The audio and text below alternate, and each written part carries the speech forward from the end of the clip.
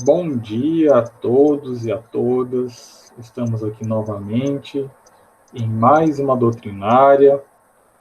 Nós estamos aqui nesse domingo e nós estamos aqui, né, com a nossa metodologia que a gente tem adotado, né, com o Café com a CEF. Então, o Café com a CEF nós vamos abordar o tema de hoje com a participação de algumas convidadas. No dia de hoje, nós contamos com a participação, né, da nossa amiga Mara Lúcia e da nossa amiga Milene. E o tema de hoje é Há muitas moradas na casa de meu pai. Então, antes que a gente inicie com a nossa palestra, nossa doutrinária de hoje, nós vamos fazer aqui uma breve oração, né, para iniciarmos. Então, nós vamos agradecendo por mais essa oportunidade de estarmos aqui em mais uma doutrinária, que nós possamos contar com o apoio da espiritualidade amiga para nos instruir, nos amparar e que mais uma manhã nós possamos aqui, nesse bate-papo, estarmos aqui instruindo, esclarecendo as pessoas, para que possamos auxiliar na compreensão do nosso papel aqui, na nossa evolução espiritual. Que assim seja. Bom, então, como eu havia dito anteriormente, o tema de hoje é Há muitas moradas na casa de meu pai. Tá? Então, no Evangelho segundo o Espiritismo, é o título, né, do capítulo 3. Bom, antes que a gente passe aqui para a participação aqui de nossas convidadas, eu vou fazer a leitura do primeiro item, porque nós vamos adotar aqui, nós adotamos aqui, né, um livro que é o roteiro sistematizado do Evangelho segundo o Espiritismo, onde nós trazemos perguntas e respostas, e alguns questionamentos vêm de acordo realmente com os itens, né, que aqui eu citei. Eu vou fazer aqui essa leitura do primeiro item, que é bem curto, que diz o seguinte: Que vosso coração não se turbe. Crede em Deus, crede também em mim. Há muitas moradas na casa de meu pai. Se assim não fosse, eu já vos teria dito, porque eu me vou para vos preparar o lugar, e depois que eu tenha ido e que vos tenha preparado o lugar, eu voltarei e vos retornarei para mim, a fim de que lá onde eu estiver, aí estejais também. Tá? Então, a leitura aqui, né, só desse trecho. E a gente vai partir aqui, né, para os nossos questionamentos, né? Então, quem já está acostumado aqui com para assistindo aqui as nossas doutrinárias, né, de domingo, nós então, como eu falei anteriormente, nós adotamos esse livro onde ele traz perguntas e respostas, onde ele faz talvez um apanhado, né, um pouco mais detalhado, né, desse trecho, né, onde traz aqui o Evangelho, né, segundo o tema de hoje, tá? Então, o primeiro questionamento vai aqui para a Milene. Então, o primeiro questionamento diz o seguinte: com que propósito Jesus nos disse, não se turbe o vosso coração, né? Então, o que ele quer dizer, não se turbe? É não se preocupe o seu coração, não se, né, tem nesse sentido aí. Então, Milene, essa questão vai para você. Bom dia a todos. Bom dia, amigos da Casa Espírita. Muita saudade de todos vocês. E nesta semana, né, com esse friozinho gostoso que foi a semana inteira, que traz para a gente uma paz, uma tranquilidade, né, uma calmaria, junto com essa temperatura gostosa e junto com isso que Jesus respondeu e ele disse aos seus, né, companheiros: não se turbe o vosso coração. Então, quer dizer assim, ó, não se preocupa, não se atemoriza, não é? Porque ele sabia que o homem, né, ele era muito preocupado e ele ficava atemorizado com a ideia da morte. Para onde eu vou? O que é que vai acontecer comigo? Como é que vai ser lá na outra casa, na outra morada do pai, não é? Além da passagem da vida do mundo encarnado para o desencarnado, ainda vinha a dor da perda do ente amado, do ente querido. Então, a gente mistura tudo, é um misto de emoções, não é? Vem o medo, vem a insegurança, vem as dúvidas, para onde eu vou, como é que vai ser a minha nova morada. E aí Jesus vem. E ele responde aqui, ele nos aconselha com muita serenidade, né? E ele fala assim: tenha resignação, seja sereno, então não se turbe, não se preocupe, não se atemorize, pois o Espírito vive sempre. Então, não precisa essa angústia, nosso Espírito é eterno, ainda que a gente não possa ver. Então é isso. Ele espera que a gente confie nas suas palavras, né? Confie no mundo e na vida após a morte, o que tem esperado para nós. É isso que Jesus nos fala aqui nessa passagem. Muito bem, para dar prosseguimento, o próximo questionamento vai para Maura. Então ele diz o seguinte, de acordo com o trecho que eu li, né, anteriormente. Vou para vos preparar o lugar. Qual o sentido dessa promessa de Jesus à humanidade? E aí, Maura? Bom dia, felicidade no domingo, bom domingo.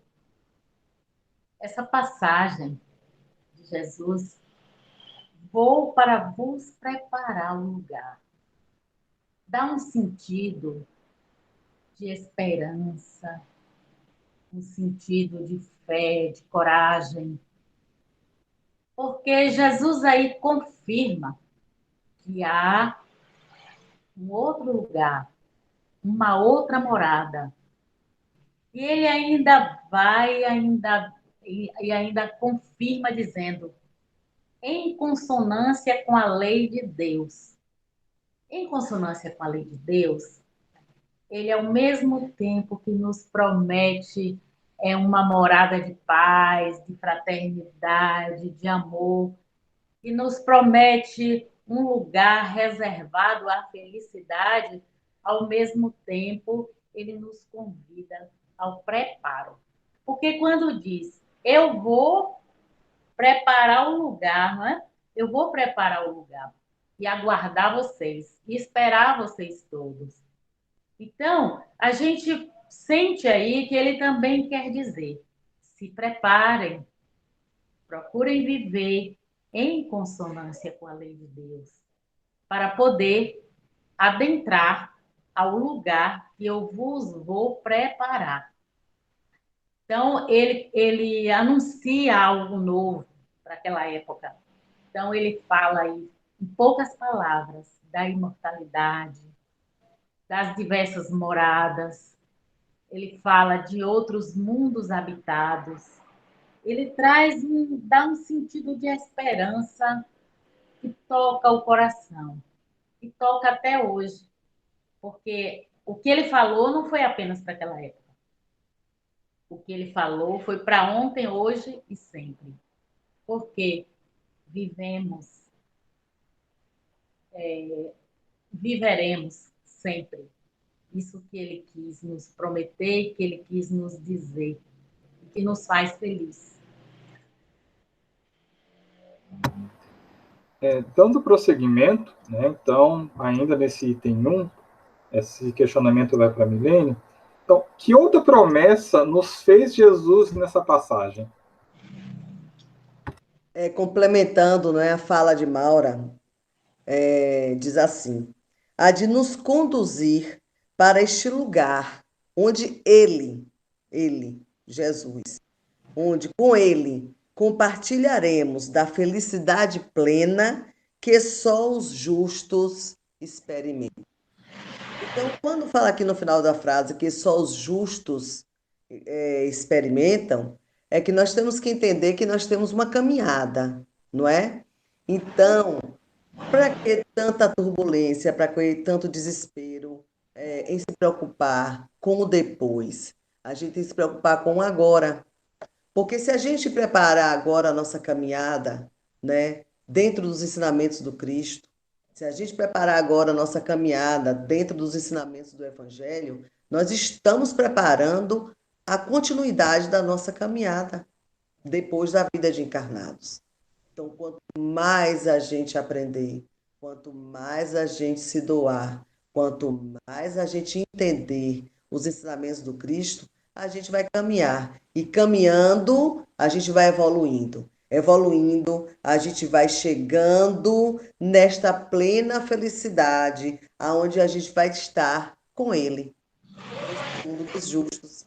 E ele comenta assim no final: depois que me tenha ido e que vos houver preparado o lugar, voltarei e vos retirarei para mim, a fim de que onde eu estiver, também vós aí estejais. Olha que maravilha! Um espírito iluminado, um espírito superior, um espírito como Jesus que governa o mundo. Ele sabe que aqui ele está de passagem, que ele vai voltar para aquele mundo evoluído, de onde ele saiu, mas que ele continua preocupado com a nossa caminhada. Ele continua dizendo: eu não estarei aqui fisicamente, mas eu continuo na caminhada, preparando para a chegada de vocês, não é? Então ele não desiste da gente nunca. Esse pedacinho aqui quer dizer assim, ó, eu não estou fisicamente perto de vocês, mas continuo em pensamento, continuo conectado, continuo preocupado com a caminhada de vocês e continuo acreditando que vocês vão prosseguir, que vocês vão caminhar, irão caminhar e que nós vamos nos encontrar no futuro próximo. Então é belíssimo, né? Um pedacinho do Evangelho e a gente fica apaixonado, que diz assim, gente, ele não desiste da gente nunca.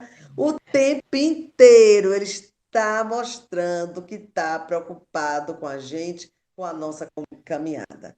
É isso aí que a passagem nos faz refletir. Dando prosseguimento, aí já tem referência ao item 2, só que eu não vou fazer a leitura do item 2 porque ele é mais explicativo, mas agora vem até com o próprio título, né, da palestra de hoje. Então, nessa passagem do item 2 é o seguinte, né, o questionamento vem: como interpretar a frase de Jesus? Há diferentes moradas na casa de meu pai. Então, esse questionamento e o próximo que ele faz assim: que outro sentido encerra essa fase do mestre? Então, são questões 4 e 5, então vai ser passada para a Maura. Tá? Então, ela vai responder, então, esses dois questionamentos. Bem, buscando aqui o livro dos Espíritos, em pluralidade das existências, a pergunta 55 do livro dos Espíritos diz assim: são habitados todos os globos que se movem no espaço? A resposta diz o seguinte: sim. E o homem terreno está longe de ser como supõe. O primeiro em inteligência, em bondade e em perfeição. Entretanto, há homens que se têm por espíritos muito fortes e que imaginam pertencer a este pequenino globo o privilégio de conter seres racionais. Orgulho e vaidade. Julgam que só para eles criou Deus o universo. Pois é. Então, mais uma confirmação que o mundo, que são muitos mundos, muitas moradas. A casa de meu pai é o universo inteiro. As diferentes moradas são os mundos que circulam no espaço infinito e oferecem aos espíritos, tanto encarnados como desencarnados, moradas correspondentes aos níveis de adiantamento em que se encontram. É um estímulo a cada um de nós o buscar o desenvolvimento do senso moral, o buscar o aperfeiçoamento, o autoaperfeiçoamento e colaborar com o aperfeiçoamento do outro, porque nos mundos irão as pessoas afins. Para cada mundo, o que vai atrair cada pessoa, cada espírito para aquele mundo é o desenvolvimento, é o crescimento espiritual, o processo evolutivo. Então, a gente passa a ter, uma confiança, a ter uma força, um alento, uma esperança de dizer, bem, eu preciso me desenvolver, eu preciso aprender, preciso correr atrás do tempo que passou, que eu não fiz, para conseguir agora chegar a alcançar o objetivo. E a pergunta 5, que outro sentido encerra esta frase do mestre, um sentido muito profundo, conforme se ache mais ou menos depurado e desprendido dos laços materiais, variarão ao infinito o meio em que o espírito venha a se encontrar, o aspecto das coisas, as sensações que experimenta e as percepções que tenha. Mas é um chamamento.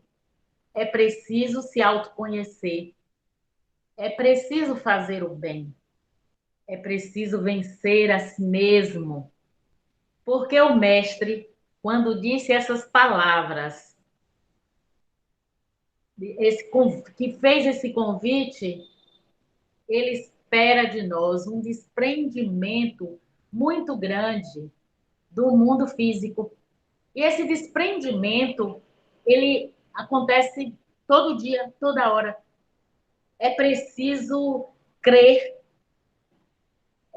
sentir que é uma passagem para aprender. Porque o ser humano se apega às coisas, às pessoas, ao mundo, desconhecendo, porque o conhecimento, essa mensagem, esse conhecimento, está lá no íntimo de cada um. Ou seja, está no íntimo de cada um de nós. Mas ela não flui normalmente. Não nos lembramos sempre. Mas como a lei de Deus está na nossa consciência, Deus está em nós por um processo intuitivo, permanente, vem o sentimento do bem, o sentimento do amar ao próximo, o sentimento de seguir no aperfeiçoamento próprio e no colaborando com o aperfeiçoamento dos outros. Então, só temos que pedir forças a Deus e pedir que Ele se manifeste o tempo inteiro, porque Ele está no nosso íntimo maior. Como eu havia comentado, né, então esses questionamentos vêm no item 2. O item 2 ele tem um subtítulo, que é Diferentes estados da alma na erraticidade. Aí o próximo questionamento que vai para a Milene, né, então, talvez eu acho que é interessante fazer esclarecimento. Então, o que se entende por erraticidade? É isso aí, né?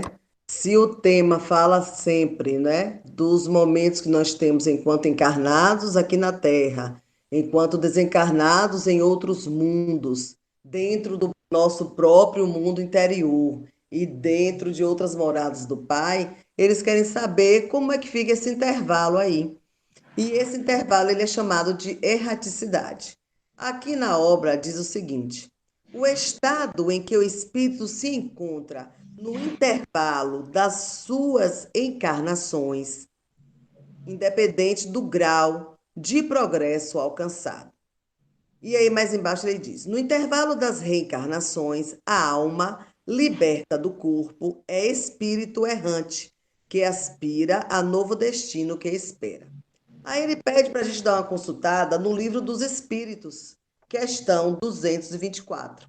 E eu fui lá aprofundar um pouco mais sobre essa explicação de erraticidade. E no item 224, a pergunta é: o que é a alma nos intervalos das encarnações? Ele fala: espírito errante.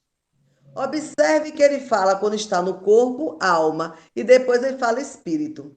Tem muitas pessoas que confundem, não é? Ai, meu Deus, e agora? Eu chamo espírito ou eu chamo alma? O que é mesmo que eu chamo? E a gente tem que diferenciar. Quando está no meu corpo físico, como está aqui agora, eu falo alma. Quando está desprendido fora do meu corpo físico, ele é espírito. Então, lá no mundo dos desencarnados, que minha alma já está fora do meu corpo, não pertence mais a esse corpo, a gente chama de espírito. Esse momento lá, né, esse intervalo, nós chamamos de espírito errante, que aspira a um novo destino e o espera. Então, quando a gente faz a passagem, tem uns momentos, não é? O que é que vai acontecer com esse espírito da gente?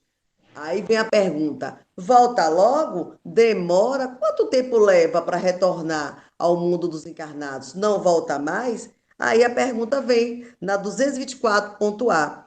Qual poderá ser a duração desses intervalos? É uma pergunta também, porque muitas pessoas, né, ficam na dúvida, não é? Ficam na dúvida em relação a esses intervalos. E aí ele diz assim: de algumas horas a alguns milhares de séculos. De resto, não existe propriamente falando limite extremo determinado para o estado errante, que pode prolongar-se por muito tempo, mas que nunca é perpétuo. O espírito tem sempre a oportunidade, cedo ou tarde, de recomeçar uma existência que sirva à purificação das interiores. Então, é isso, meus amigos. Sempre há tempo de retornar, e esse períodozinho, que pode ser curto ou longo, nós chamamos de esse período errante. Feito esse esclarecimento aí de Milene, né, que até foi procurar aí no Livro dos Espíritos, né, o próximo questionamento, que foi assim, como ela disse, então o espírito, ele fica, então, o período, né, errante, né, a erraticidade é o período entre uma encarnação e outra. Então, assim, o que o espírito fez, a alma, né, então, enquanto encarnado, fez na sua existência anterior? Né? Então, o próximo questionamento diz o seguinte: como é a existência dos espíritos que não lograram progredir e se aperfeiçoar?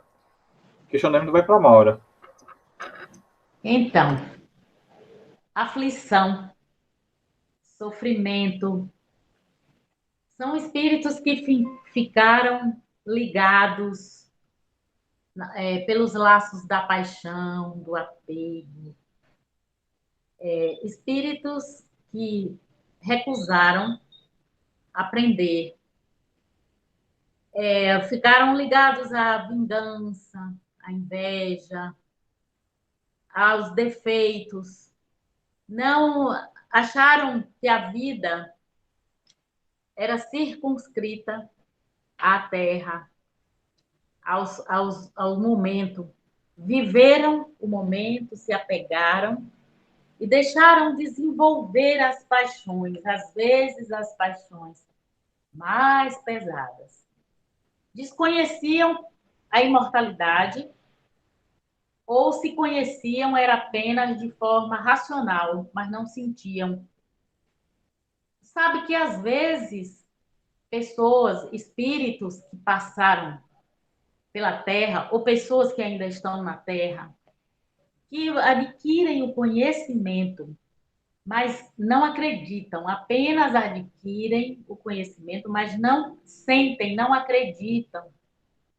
Esses sofrem mais ainda, vão viver numa aflição contínua, porque também vai bater aí durante esse período da erraticidade o arrependimento, porque eles não souberam apertar os laços do amor, eles não souberam, eles não conseguiram a maturidade do senso moral.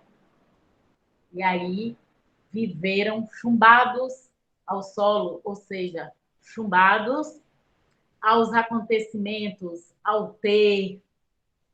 Por isso, devemos divulgar a cada dia, nós que estamos estudando e tentando e lutando para vivenciar o conhecimento.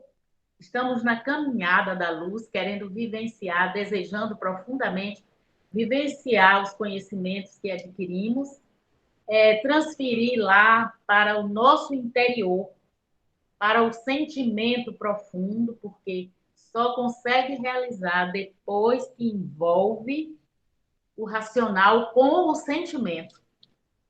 Interpretar é muito fácil, mas agir, fazer, já é um pouco mais difícil, mas possível, né? Então, com isso, só desejamos pedir a Jesus mais forças.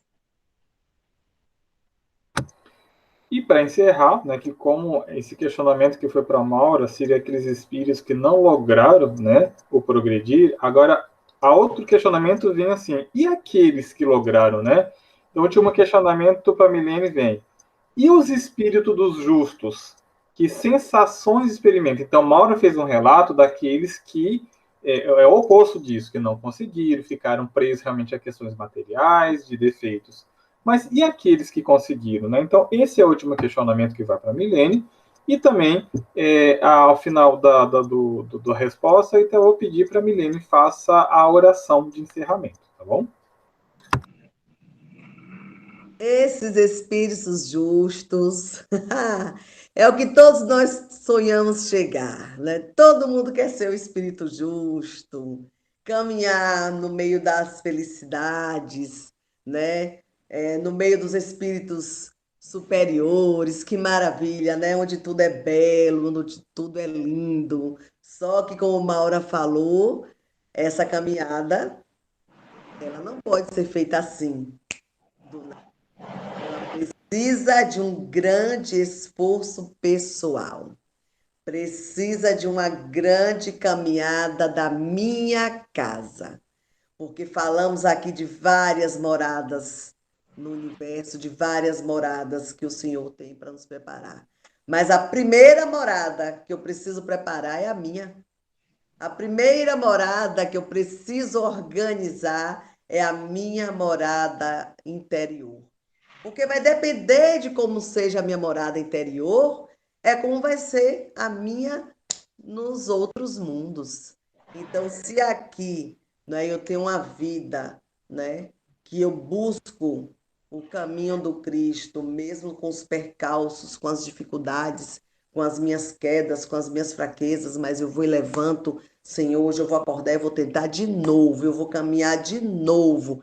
Eu te peço perdão e vou lutar de novo. Então, é a minha casa, no dia a dia, que eu vou fazer ela edificar, ela fortalecer, para que eu para que eu consiga chegar nesse espaço aqui, para que eu possa percorrer o espaço visitando outros mundos, gozando de resplendente claridade e assistindo ao espetáculo sublime do infinito.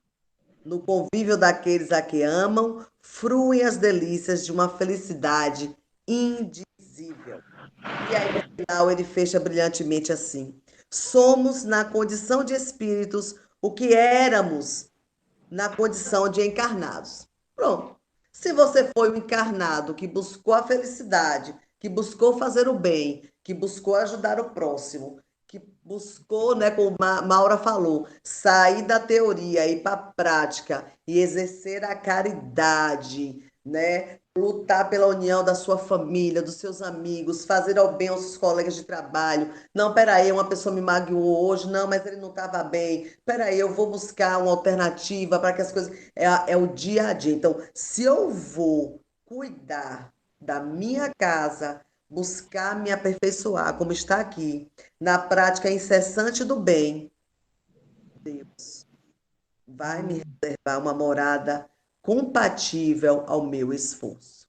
E aí ele coloca no plural: Deus nos reservará morada compatível ao nosso esforço. Então não tem por que ter turbulência, não tem por que ter medo, não tem por que ter desespero, se eu tenho consciência que essa casa aqui eu estou preparando, eu estou caminhando, porque eu tenho entendimento que o meu espírito é eterno e que minha morada é eterna, mas que minha morada para ser aqui, ó, feliz, vai depender dessa morada que eu construí aqui no mundo dos encarnados. E é assim que a gente deixa hoje essa grande reflexão, essa grande passagem que o Cristo nos trouxe. Vamos arrumar nossa casa primeiro, não é? Às vezes a gente pensa muito na casa universal, na casa, qual a casa eu vou. Arruma a sua primeiro, eu vou arrumar a minha primeiro. Se a minha casa estiver bem, se a minha casa estiver solidificada na rocha, se eu tiver entendimento que eu preciso continuar dessa busca, dessa evolução, dessa reforma íntima, preparar minha casa devagarinho, tijolo por tijolo, não tem pressa não. Bora fazer a casa com tijolo? Cada dia a gente bota um tijolo, cada dia a gente vai botando um tijolo. Quando chegar a hora da nossa passagem, ela vai estar pronta, ela vai estar fortalecida. E aí eu vou entender o quê? O que Cristo falou lá atrás. Não se desespera e não se atemoriza, porque sua casa já foi sendo construída aí no mundo dos encarnados. Agora é só colher os frutos. Então, assim que a gente deixa essa reflexão de hoje, que Cristo preencha os nossos corações, as nossas mentes, que todos os dias ao amanhecer a gente agradeça a Deus pela nossa casa interior, que todos os dias ao dormir a gente agradeça a Deus pelo tijolinho que a gente conseguiu colocar na nossa morada, que Deus derrame sobre nós, sobre a nossa casa, sobre os nossos familiares, sobre o nosso trabalho, sobre a nossa vida, muito amor.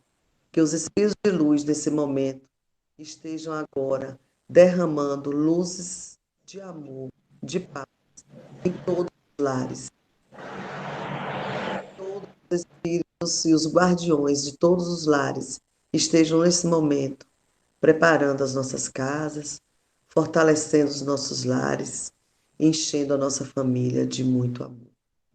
Gratidão pelo dia de hoje, gratidão pela nossa existência, gratidão pela grande oportunidade de estarmos aqui, solidificando mais uma vez a nossa eterna casa, que é a nossa espiritual.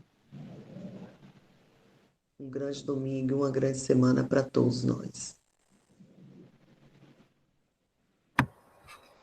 E assim, então, nós encerramos a doutrinária de hoje, né, desejando um excelente domingo, uma excelente semana e até a próxima oportunidade.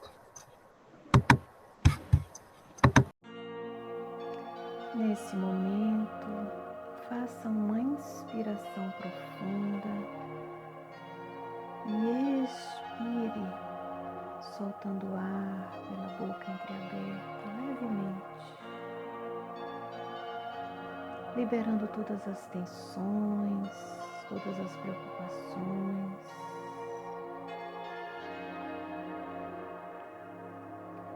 Imagine agora uma luz no centro do seu peito. E essa luz se materializa, se exterioriza. E ela o envolve desde o topo da sua cabeça, tomando a sua face, todo o seu corpo. Essa luz, ela vem do Cristo Jesus, dos espíritos superiores. E nesse momento você se entrega a essa energia poderosa, entregando a Jesus todas as suas preocupações, todas as suas dúvidas, todas as suas incertezas, todos os seus medos. E a energia crística o envolve, dissolvendo todos esses sentimentos. Inspire profundamente. E agora você se percebe mais leve, sentindo o seu coração apaziguado, envolvido nessa energia amorosa. Trazida pelo Cristo e pelos seus benfeitores de luz. Sinta-se amparado, refeito, pronto para continuar a sua jornada. Agradeça e que a luz e o amor do Cristo permaneçam contigo. Que assim seja.